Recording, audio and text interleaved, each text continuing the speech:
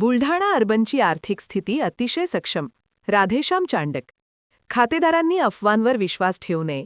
संस्थेच्या वतीनं सभासदांना आवाहन. बुलढाणा अर्बन पतसंस्था बंद होणार. बुलढाणा अर्बन त्यांच्याकडे गहाण असलेले सोने विकणार.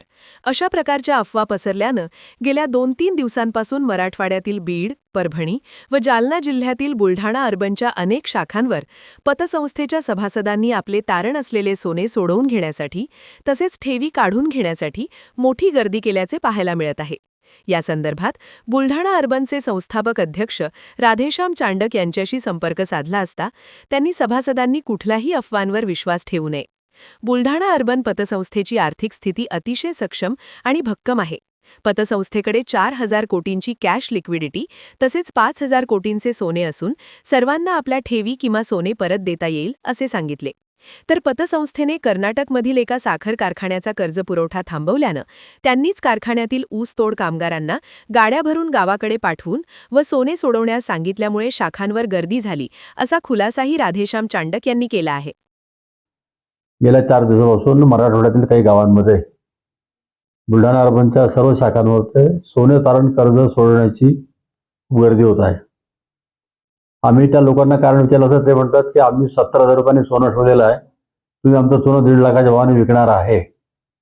आणि ज्यावेळेस आम्ही त्यांना विचारलं की हे आपल्याला कोणी सांगितलं, त्याचे सर्वचे सर्व कर्नाटकमधले एका साखर कारखान्यावरचे ऊसतोड कामगार आहेत. आणि जो कारखाना आहे कर्नाटकमधला त्या कारखान्याचं कर्ज बुलढाणा अर्बनने थांबवल्यामुळे त्यांना एकदम अडचण निर्माण झाली.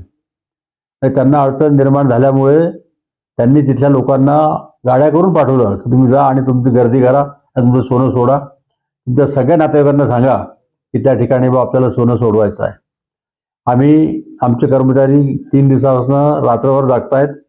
जवळपास 20-25 शाखांचं आता सगळं क्लिअर झालेलं आहे. एक 4-5 शाखांवरती गर्दी आहे. 2 दिवसामध्ये सगळी गर्दी मावळून जाईल. लोकांनी घाबरण्याचं काही कारण नाही आहे. 4,000 कोटी रुपये बुलढाणा अर्बनकडे आज कॅश शिल्लक आहे. 5,000 कोटी रुपये सोनं आहे. 1,500 कोटीचं धान्य आहे आणि 3,000 कोटी रुपयाची बुलढाणा अर्बनची आज मालमत्ता आहे. आणि फक्त 2% थकीत कर्ज आहे. त्यामुळे कोणी घाबरण्याचं कारण नाही आहे. काय की ही संस्था उभी करायला 40 वर्ष लागले. 40 वर्षाची आमच्या सगळ्यांची तपश्चर्या आहे. आणि अशा परिस्थितीमध्ये बीड जिल्ह्यात काही संस्था बंद झाल्या तो धाक लोकांना वाटतो. त्यामुळे लोकांनी गर्दी केलेली आहे. बाकी आम्ही सगळ्यांचं सोनं परत करणार आहे. ज्यांना डिपॉझिट लागेल ते सुद्धा परत करणार आहे. 2-3 दिवसामध्ये ज्याला जे लागेल.